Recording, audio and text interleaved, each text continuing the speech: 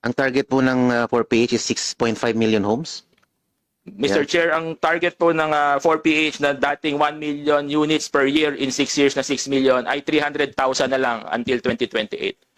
The main reason na hindi po na-achieve yung target, Kaya hindi namin tinamaan yung 6 million kasi hindi ho talaga realistic. Ang realistic lang po namin nakikita ngayon, considering yung capacity ng mga contractors, developers, and yung demand side natin is only 300,000 comprised of all the modalities of the expanded 4PH. sino pong nag-set ng unrealistic target na yan in the first place? Layunin po natin na magpapatayo ng 1 milyong pabahay kada taon hanggang matapos ang aking 6 na taong termino bilang Pangulo. Kaya pa rin ba yung 1 million target per year? Well, ang naumpisa na, lahat-lahat, I think na ground break is about 1.2 million.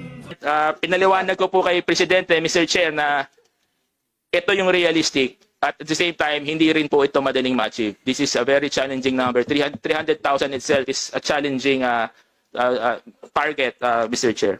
Whether we like it or not, we have to be transparent about this na hindi na namin tatamaan yung previously target na 6 million.